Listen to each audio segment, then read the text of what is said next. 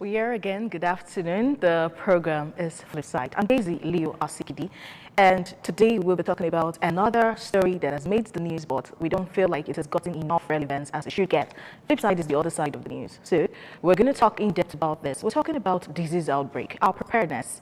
And really, as a Nigerian, I'm sure you must have heard that if you've been following the news, you must have heard that this case of Lassa fever is everywhere. It's trending. That's like what everyone's talking about. Even on the world news today, we had stories on that. As if that's not enough, we also had the story coming up about coronavirus that we've never heard of. And for those who are very learned, could say coronaviruses have been emerging and blah, blah, blah. But I don't know. As the churches are talking about the end time, we seem to be having more outbreaks. We're hearing Ebola. We're hearing Lassa fever. We're hearing monkeypox, different things we've never heard before all coming up. And this particular virus, the coronavirus, is actually as scary as SARS, even though it did not get to Nigeria.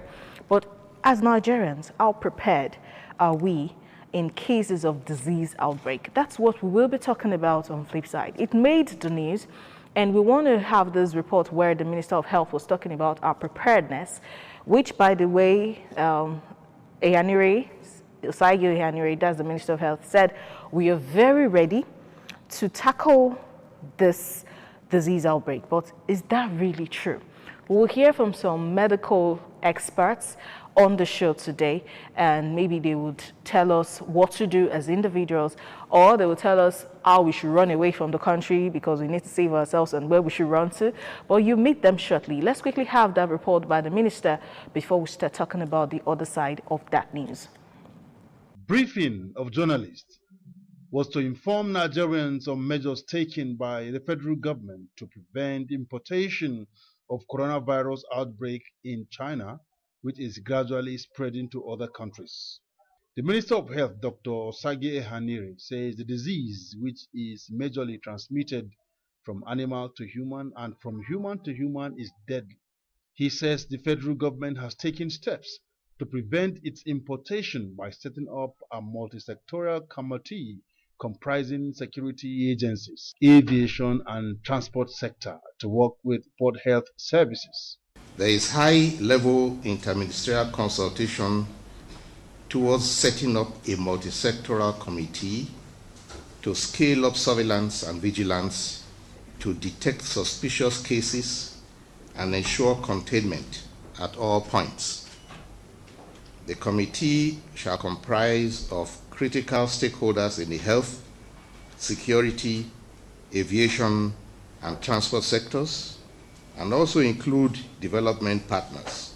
Dr. Ehanire says Nigeria has the capacity to test, detect, and respond to any outbreak of coronavirus, as he advised airline operators to take note of any passenger that looks ill or sick while on air and report such persons to port health services.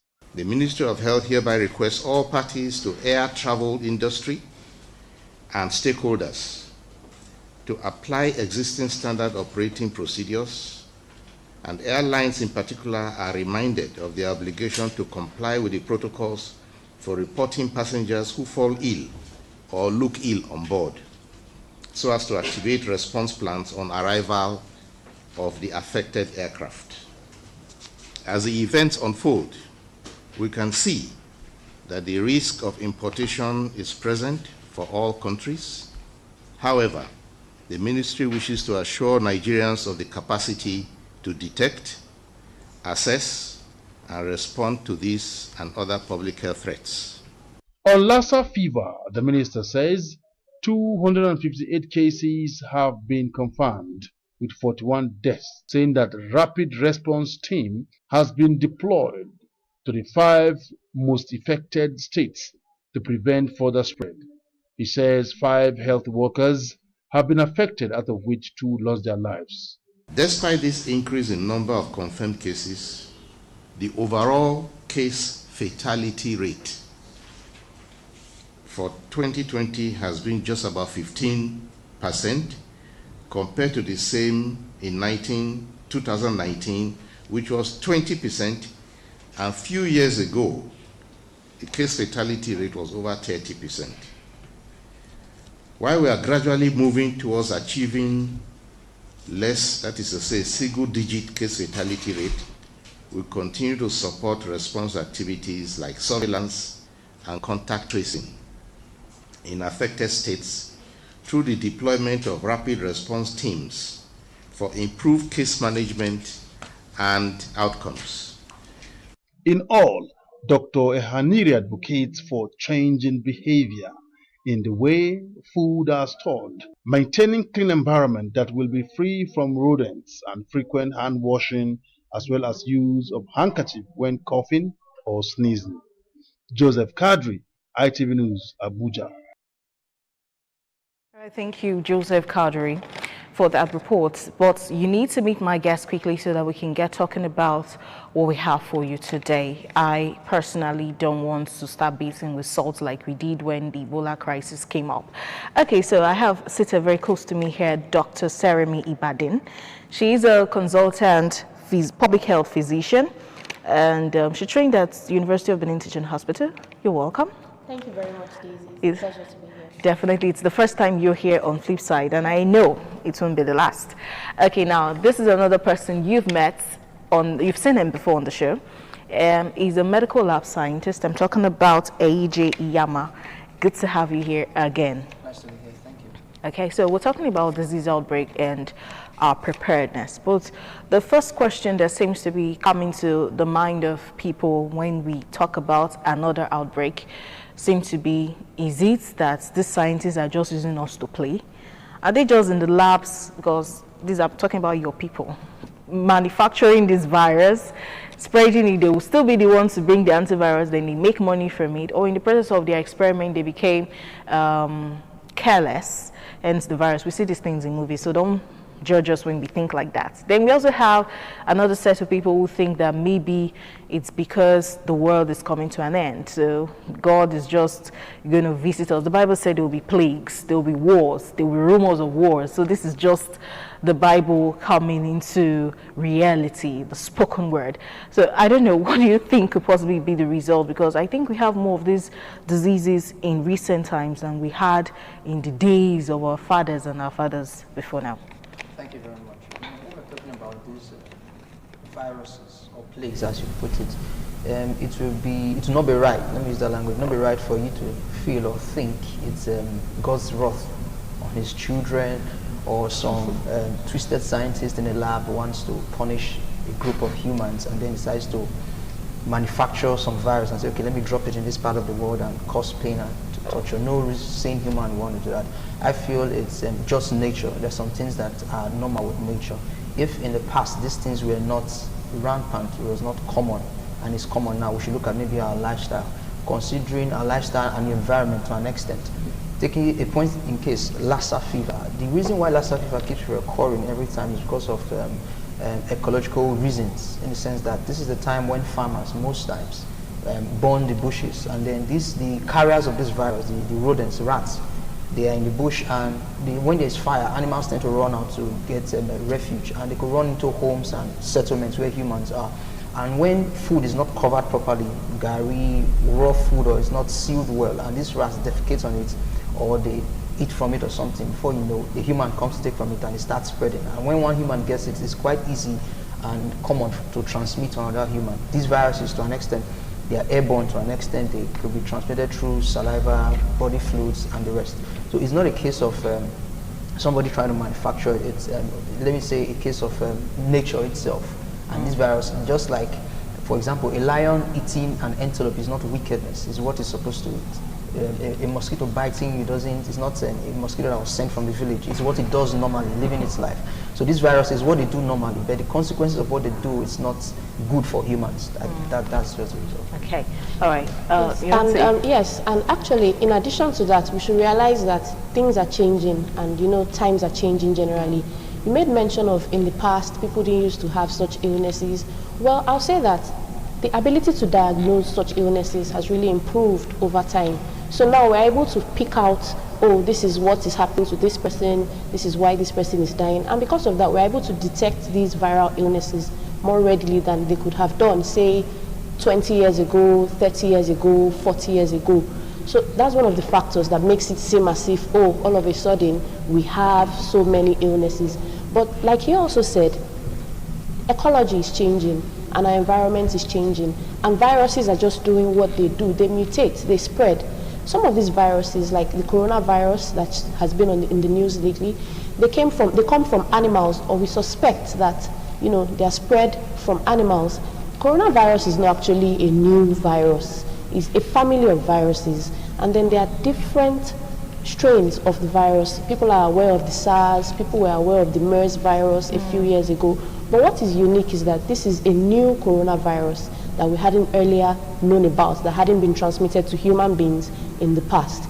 And then it was just discovered in China just late last year, the end of the year to be precise, and has begun to spread at a very rapid pace.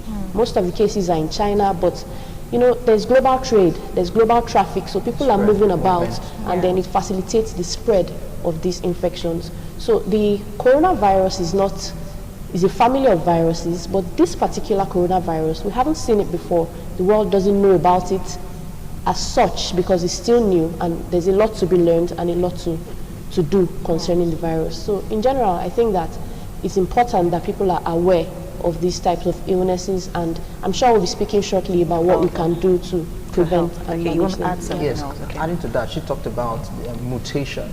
These viruses, just like a human being, there's this sense to survive anything.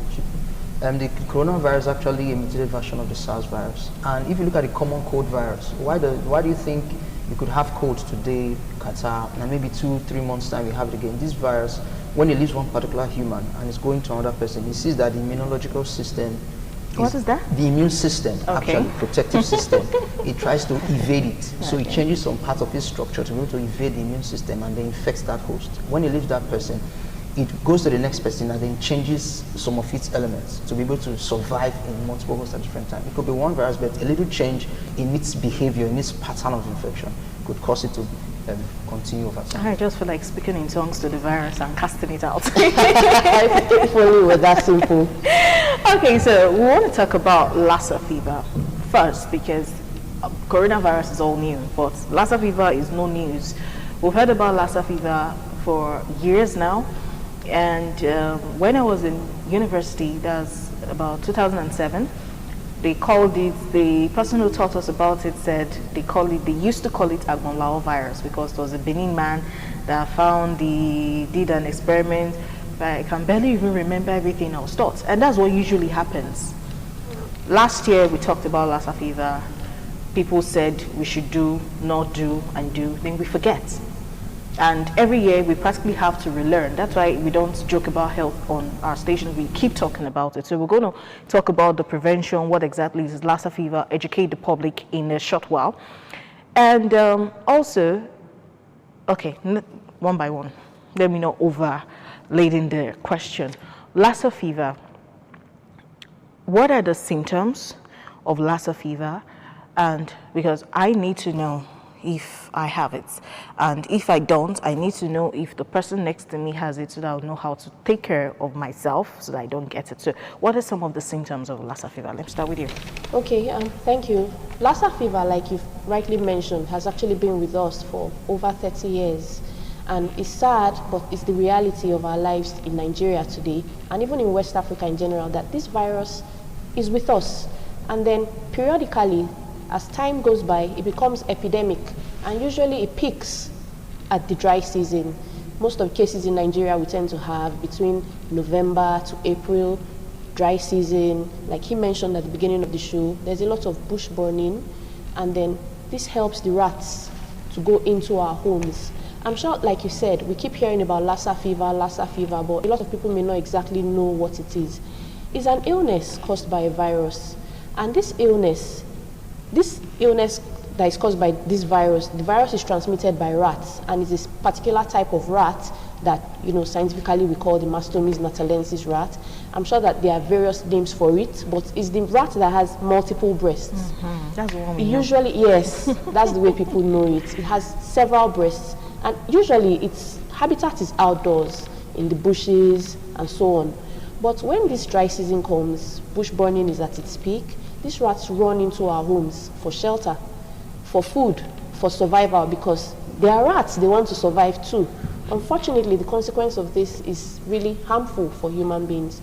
Now, when they carry this virus, They themselves will not be ill or die from the virus, but they spread it to us through their contact with our food. Imagine someone has just processed gari, fried it, you spread it on the floor, you're waiting for your gari to dry. But then a rat comes to feed on your gari, and in the process, urinates on it, defecates on it, putting this virus in your food. And you just pack up the gari, go into your house, well, you go and sell it, or soak the gari, you eat from it. In so doing, somebody can contact the virus. And when a person does contact it, there is another way it can spread from person to person. So it's actually transmitted in two ways, from the rat to man and from man to man. And the thing about Lassa fever that is really scary is, at onset, the symptoms are just general. Fever, sore throat, headache, body pain. Common symptoms of common illnesses we have, like malaria. So people don't really get suspicious. But then this fever doesn't relent. Even when somebody has received paracetamol, possibly anti-malarial drugs, the fever persists and this illness is worsening. And then it becomes more severe in many cases. It's not everybody who actually comes in contact with this Lassa fever virus that has a severe illness at the end of the day. But for the proportion of people who do, the complications are multiple. They start to bleed from the nose, from orifices, you know, from the nose. They could bleed from the ears, the private part. And when all this happens, their system just begins to fail. They go into shock, the kidneys can shut down, because these symptoms also come with diarrhea, and so they are losing quite a lot of fluid.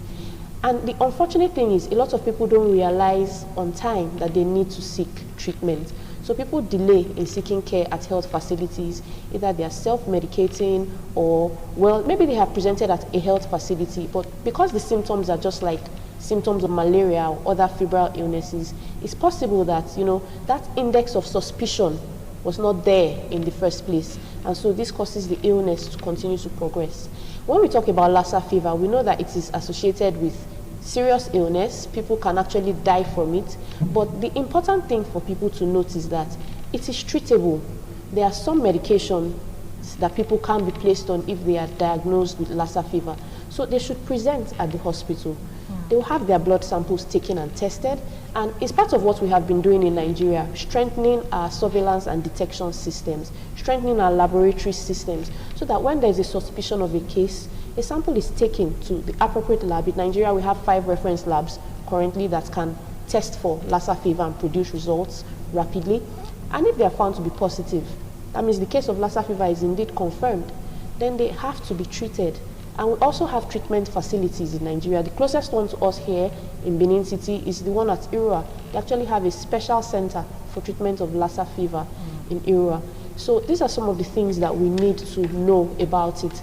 And now, you talked about, how do I know what to do if I think I have it? How do I know what to do if I think somebody else has it? The thing is, when somebody has fever, it's not going down in spite of medications, you need to present at a health facility. Because, like I've been saying and like I'm trying to emphasize, the initial symptoms of Lassa fever are just like the symptoms of malaria. So staying at home for prolonged periods doesn't help the case. You need to present. And it's also necessary for somebody to be able to open up and say what they know, what they have done, their habits. Is anybody, a member of your household, sick? Does anybody have a similar illness? Has anybody come from an area where there have been cases of Lassa fever? So it's important to open up about all such details when you get to the health facility, so that the healthcare provider will know what to do. Yes. For example, if you present at a private facility, you're having some of these symptoms, you are giving the doctor a history, telling the doctor where you're from, what has been happening to you, and then the doctor finds out that, oh, it's likely, you know, we're a bit suspicious. Then they know the next facility to refer you to, where you can get an appropriate testing done, where you can get proper treatment.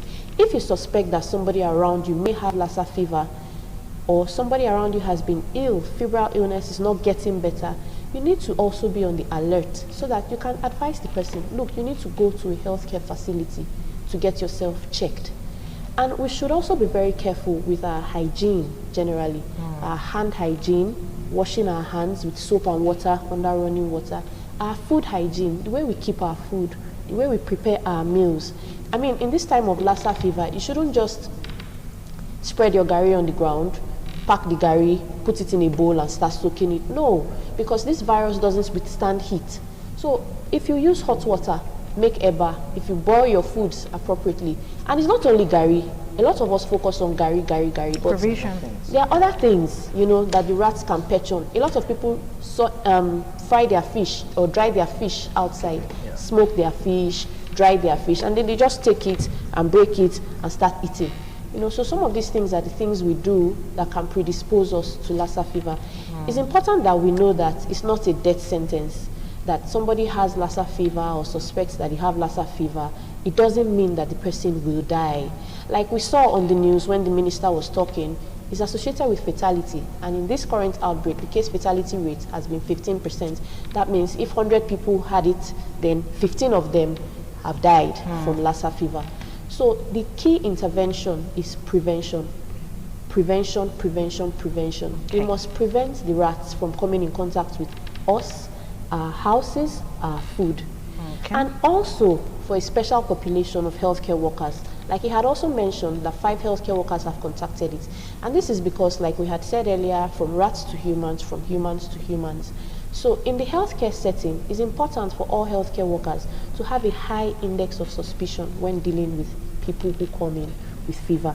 You must take all the necessary precautions, your gloves, your masks. Make sure that you are careful when handling body fluids, saliva, blood, when setting infusions for patients, and so on and so forth. So we really need to pay special attention to prevention of Lassa fever.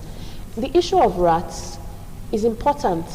It's very important that we make strong efforts to keep rats away from our dwelling places. One simple measure really that people can practically do is ensuring that there are no holes in their houses, no holes in their windows, no holes on the floors, no spaces between the door and the floor where rats can easily crawl into the house. There's no need to wait and say, no, that is Lassa fever rat or that is not Lassa fever rat. The rat is not going to ring a bell when the rat is coming. So we need to take all these necessary measures and ensure that we keep our houses rat-free, keep our environments clean, because rats are attracted to garbage. When they come, they feed on the garbage near the houses, they move into the houses as well. And we should also cut down, we should avoid bush burning as best as possible in this season. Okay, now that's an advice for a full topic on FLIPSIDE, because the way we take care of our environment is really sad. Our ecosystem, ozone layer depletion, environment topic, another day. Okay, so you work in the lab, and from what we know, you guys are in charge of creating vaccines, detecting these viruses, you do the testing and all the many cures before the doctors administer them. Why is it that since we've been talking about Lassa fever, till now, Nigeria has not found a prevention, maybe like something like polio vaccines? So when you give birth to the child, since Lassa is with us, just give the child the injection and forget about Lassa. If the rat comes with 12 breasts, 15 breasts, we don't care.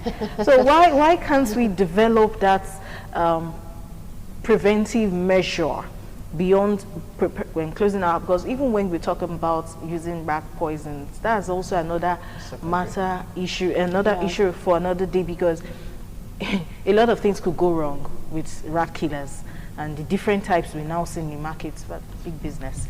Okay, so what's the delay? What's the problem? Is it that the money is not available or the brain is not there? It's not a delay or a problem, I would say.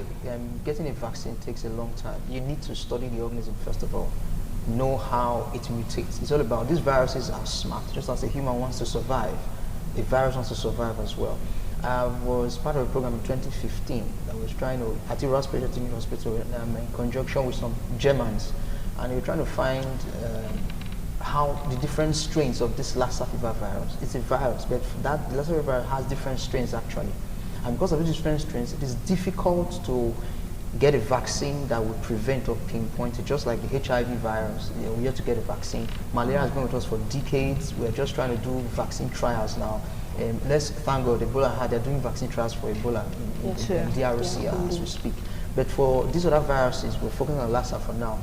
They've had difficulty in mapping its genome and pinpointing what actually will be able to be held so that the virus cannot multiply or cause disease or ailment. That's the challenge for now. being part of that program at ERA Specialty Hospital, she talked about prevention, which is key, like you just said. We're trying to prevent, there's a particular rapid test kit that could be used now to detect Lassa fever. Though it's not in the open market yet, they still have some issues with WHO and NAFDAC. I was part of the validation team, a test kit that you can use in 15 minutes and detect this virus. So it's something that could be used in the rural areas and suburban areas, because that's where this were mostly hit when it comes to Lassa fever, these rural areas and rural areas. So when you can detect it early enough, like you said, it's not everything that comes with fever that is actually malaria, you understand? So you should look beyond why is this fever continuing. Also on the other side, because the person has fever, has diarrhea, and is stooling, you say, okay, this is actually Lassa. You go look up the person. No, this kit's going to help us detect this thing very quickly. And getting the vaccine is not that simple. It has to do with the whole health team, even those outside, those who are zoonotic scientists as well. We need to put things together and be able to find out what can be done or what can be stopped within the genome of the virus, genetically, to prevent this virus from multiplying or causing ailments. So I think the primary thing is prevention. If we can find a way to early detection, it could curb a lot. Well, now, this whole process is going to take a lot of money. Are there enough monies released into this research? From my last check, I said 2 days ago, I was speaking with somebody at NCDC, and he said the challenge with our country when it comes to response to ailments and disease and epidemics like this is not the funds per se. The challenge is not writing memorandums of understanding or proposals or having draft plans. They are good at drafting plans, they are good at writing a lot of things. The only challenge is implementation. That's where the issues come. Because there's a One Health program I've seen, Ministry of Health in Abuja. It has to do with everybody that could bring something on the table when it comes to infections and epidemics like this. But that document is still sitting somewhere in an office, and it's something that should be applied every day in the hospitals, public health centers, and even on the streets. If we can educate people enough. She was talking about personal hygiene, hand washing, and for healthcare workers, she was talking about when you come in contact. Personally, I go everywhere with my hand sanitizer. I go because it's what I think of. I have to prevent myself. It's better to prevent and prepare than to repair and repent. That's my own motto.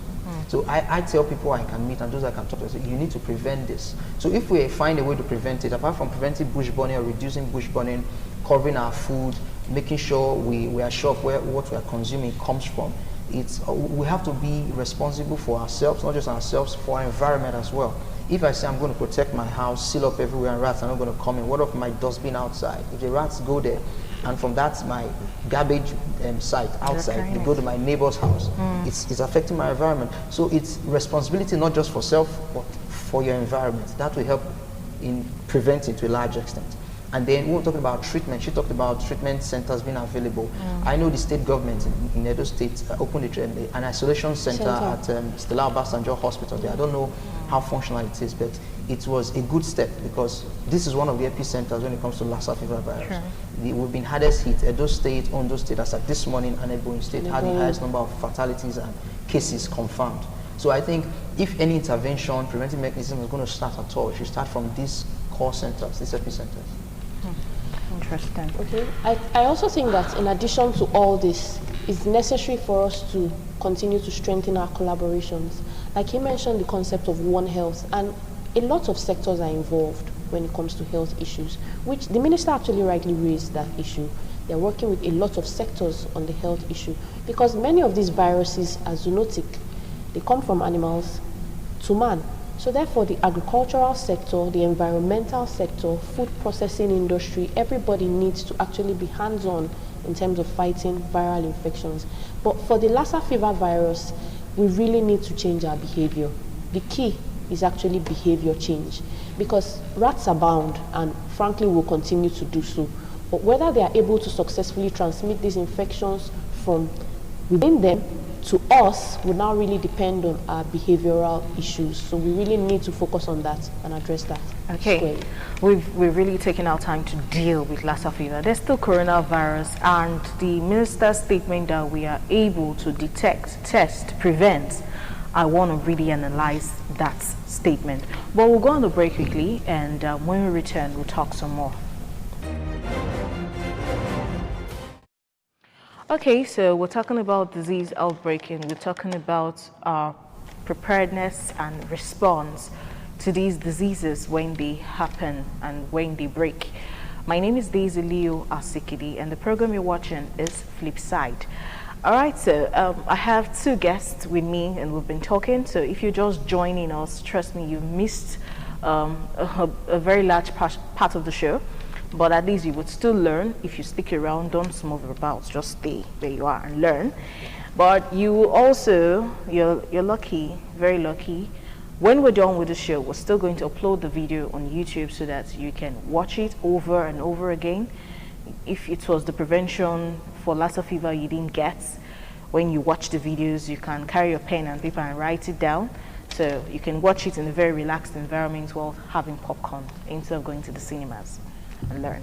So I have a consultant, community health here, a community health expert, physician, and she's Dr. Sarami Ibadin.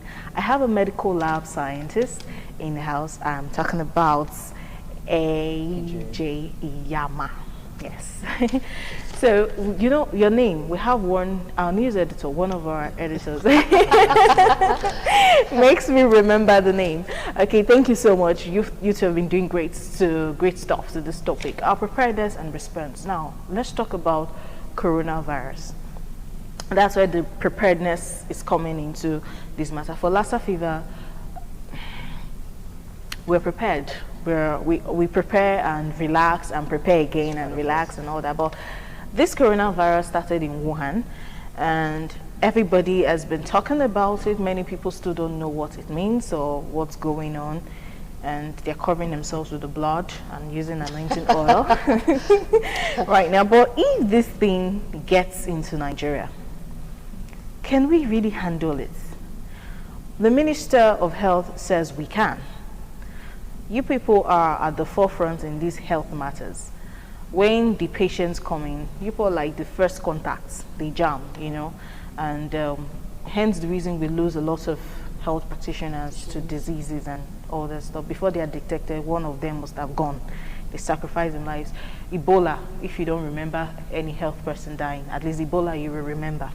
Okay, so are we prepared for coronavirus invasion?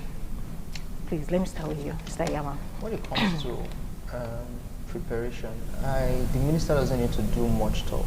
I remember during the time of Ebola virus, when people knew it was it causes hemorrhagic fever and bleeding tendencies, tendency to bleed, okay. Yeah, from, like she said, from the different openings of the body. And when people got to know that, people took instruction by themselves. I remember in Lagos then, people don't touch each other on the queue anymore. Everybody was wise. And there was this salt bathing. Oh my God. It went viral online. Baptism. It was really terrible, really terrible. People made money from salt business. Yes, people made money then. and for coronavirus, we've been seeing things on international news and online. I think we will be prepared. Why? Because when you tell the common man he's going to lose his life if he doesn't do ABCD, he'll do anything to stay alive in this part of the world. And when we talk about preparation, the National Center of Disease Control has put things in check, at the airports, as I read this morning, and at our borders to a large extent to prevent influx. And we know this period was when the Chinese did their New Year. Yeah. We had lots of people who left the country and will be coming back soon. So I think the Ministry of Health, in conjunction with security agents, have put things in check to prevent people in. The other side of it is that coronavirus has an incubation period of about 14 days, I heard. So when somebody gets infected, you might not know, just like Lassa fever that has from 6 to 21 days. Yeah. Somebody who's infected might not know, it's not written on the forehead. There might be no symptoms for about 2 weeks or thereabout. So I think for some countries now in the world, they've established quarantine centers, which are advised they do here. Anybody who's coming from where it has been known to, maybe deaths have occurred or infections have increased, you quarantine them for about 2 weeks and find out if they have the symptoms. Not just about checking if the person's temperature is up. So many things could raise temperature. So if they could quarantine people, it could go a long way to preventing the virus from coming to the country. And I was discussing with somebody yesterday, Nigeria actually, this part of Edo State, I know people who import a lot of things from China. Yeah. Somebody got something from China yesterday and he was saying, if you could get this thing from China in 2 weeks.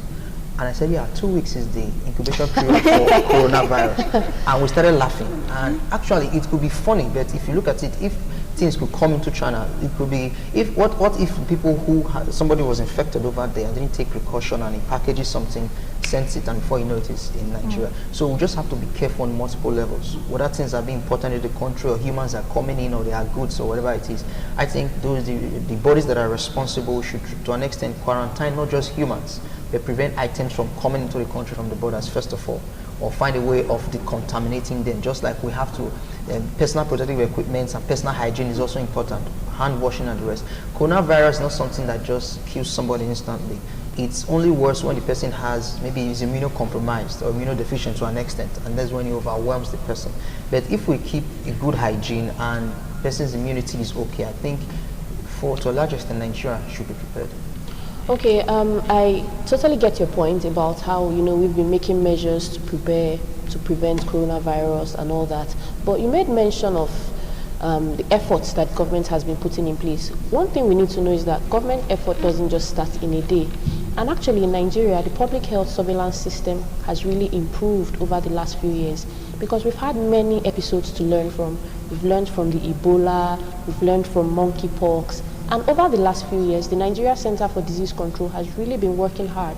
It's an agency of the federal government, and they've really been working hard to ensure that that baseline preparedness is there in most of the states in Nigeria. For example, they've established emergency operations centers. They have rapid response teams on ground to quickly identify, survey, carry out surveillance, and also to do contact tracing. What that means is when you simply suspect that there is a case of an infectious disease, you need to find out about all the other people who have come in contact with that person and then follow them up. Yes. The issue of influx, well, right now the WHO hasn't sent out any global restriction on trade and travel. We know that in China they are trying to lock down, as it were, some cities, Wuhan, where most of the cases are present and where the issue of coronavirus actually started. But people are still traveling up and down. Goods are still coming in.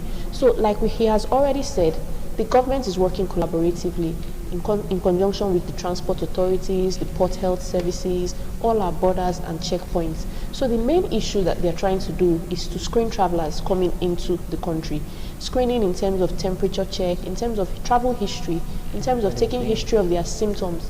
And when people are found to have any of these symptoms or suspicion of any illness, then they can be followed up further. It's not really feasible, as it were, to quarantine people who are traveling. Neither has it really been advised, because you cannot take everybody coming from China, for example, and put them in one building and lock them up. But what we do is to follow them up. You must have to have their contacts where they can be reached, call them and follow them up. Have you had any of these symptoms, and so on and so forth. That's just generally how we work in public health. You see, the coronavirus is new, but public health surveillance systems and what we know generally about viruses is not new. So even though we don't have so much specific information on coronavirus as of now, we are relying on knowledge of other similar illnesses, preventive measures to take in terms of respiratory illnesses, because the coronavirus is actually a respiratory virus. So it's a virus that causes respiratory illnesses. So some of our preparedness measures really have to also do with public enlightenment, like you are trying to do right now.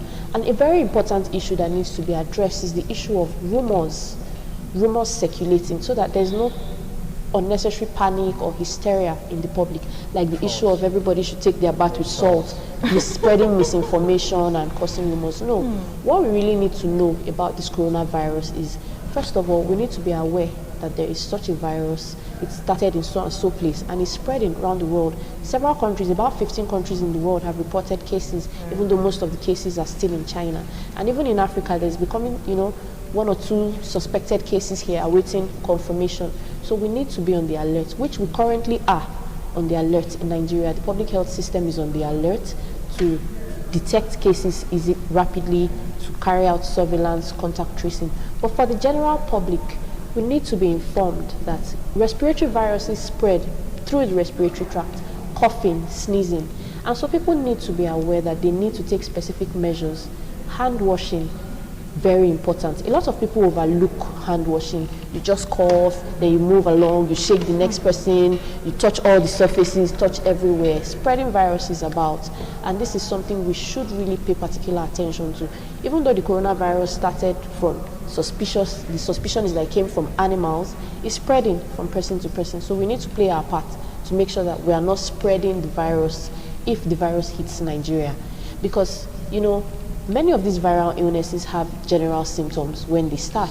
And for coronavirus, some of the basic symptoms: fever, malaise, respiratory symptoms, cough, sneezing, and then it progresses to respiratory distress, which can lead to death in more severe cases. It's not all cases that are severe. Most of the deaths recorded have been in people, you know, elderly, people who have one reason or the other to have their immune system compromised. But anybody could actually fall victim. So we need to be on the high alert. We need to know about our personal hygiene, hand washing with soap and water for at least 20 seconds under running water. We need to also know about cough etiquette. You need to keep a safe distance from people. If you know that you have upper respiratory tract infection, if you know you have cough and catarrh, because that's how it generally presents until it progresses to more severe forms. So you need to keep a safe distance from people. If you cough or if you sneeze, you have to sneeze into a clean tissue or handkerchief and discard it. And even when you don't have such things, you sneeze into the crook of your elbow and then you wash your hands. Because, I mean, you're not going to be shaking people with your elbow. So a lot of people cough and then you shake the next person. So that's very wrong. We need to know a lot about that. And because of the suspicion that the virus comes from animals, because coronavirus is usually from animals to man, we need to also be careful and to make sure that our food is properly cooked. Animal products are properly cooked. Meat, eggs, we need to cook them properly. And we need to avoid unnecessary contact with farm animals. We don't have any case in Nigeria as of now. So this information and advice is just for the general public to be aware of what they need to do. So should you hear tomorrow that we suspect that there's a case of coronavirus in Nigeria, that's not the time you start looking for the information. So the information has to be out there early enough for people to know. And then people also need to know that they should seek help when they find that they have any of these illnesses, especially if they have traveled from China or from places where these cases have been reported in the past. In addition to that, we should also make sure that we generally maintain good and healthy lifestyle in general, just for our general wellness, fitness, immunity, and also keep our environments clean. Make sure that we have food hygiene, our environments are tidy, and just all these general health promotive measures that we should know about that are not necessarily specific to coronavirus. Right. And this is the last question for the show. How do we boost our immunity and make it really strong? Because you both kept saying people who have weak immunity, then there was one medical language you spoke just and it didn't even shook my head, you know. Yeah, so how do we make this our immunity solid so that when whatever hits us, before they can break us down, we're strong? I remember there was a drama we did in school. I wasn't a part of it, so they did. I went to watch. They made the viruses in form of humans, and then you had to fight.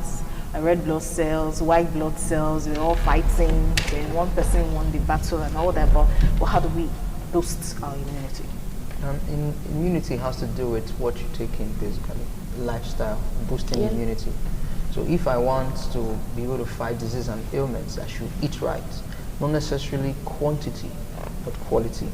I should know what to eat, my fruits, vegetables, what I know will give me the basic elements and vitamins that are necessary and needful for my body. And also another good part is exercise. Exercise is also a good part. Good sleep is also very important, good rest. And not just, sleeping is not lying down for 6-7 hours. When you mean rest, your body and your mind should be at rest as well. Not somebody lying down sleeping and his mind is one far away, thinking of how to get money or something like that. So it's basically what you eat. The mental health, physical health, and the general lifestyle. Is there any drug we can buy to boost immunity? Like, if you ask me about drugs, you might talk a lot better about that. But I think all drugs are chemicals. All chemicals are poisons. That's my opinion. And from somebody I know very well. I think the more natural, the better. the more natural the better. If I have a car and the car has a part that is dented or damaged, I take it to a welder to weld it with metal, not with paper.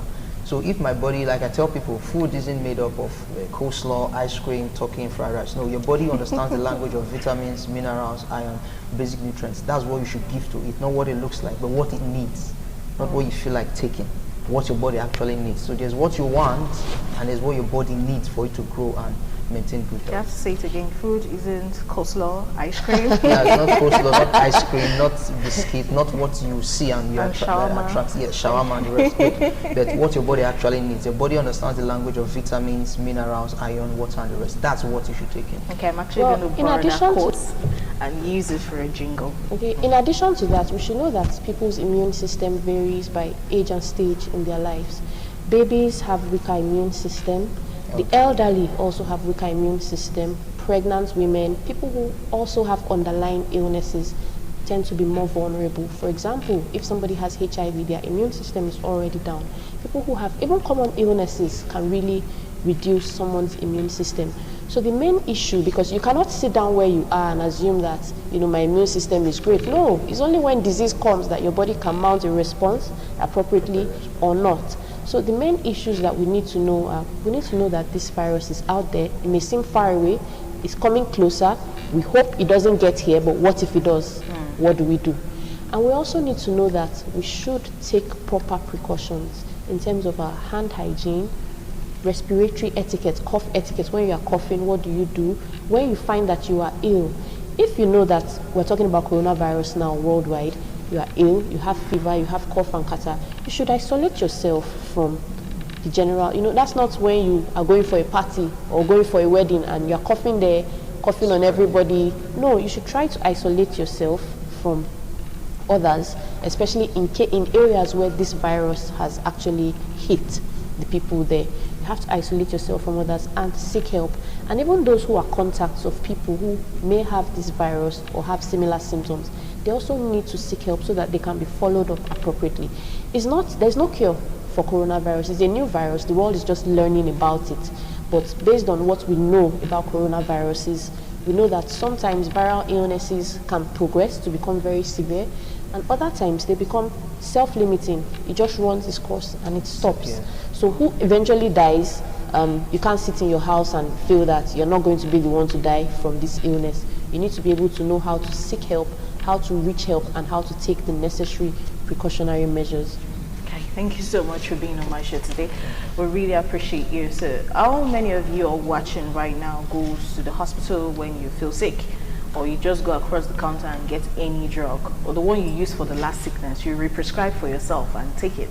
We all need to cultivate this habit of consulting a doctor when we're down and running tests, blood tests, or appropriate tests, to know what exactly is making us sick so that we will get the right treatment for it. And if you've not learned anything today, there's no reason to panic. That's something you should hold on to. There's no reason to panic. If you do the right thing, take care of your environment, take care of yourself, eat right, work out, you'll do just fine. And then when you're coughing, another thing you must learn today, take out from this show, please cough here. Don't cough on your hands and then come and shake me. Get your hand sanitizers. Ebola came and sanitizers were everywhere. And of course, the schools who had running waters, had sanitizers, soap, they stopped. Why did you stop that habit? That's something children, when you teach kids from a very tender age, they carry it. You could actually have taught these kids and made sure that they carry this habit into their teenage age, and then they become adults and they will teach their children to practice this lifestyle. And also, the last thing I'm going to say, bosses, when you find out that your staff is beginning to show symptoms, this is not the time for you to be hard and say you're working for your fat salary, I'm paying you, you have to do the job. Please let them go home before they infect all of us. I'm Daisy Leo Asikidi. You can watch this program again on YouTube, don't forget. And then there will be a repeat broadcast tomorrow on GoTV and StarTimes. Thanks for watching. Have a wonderful day.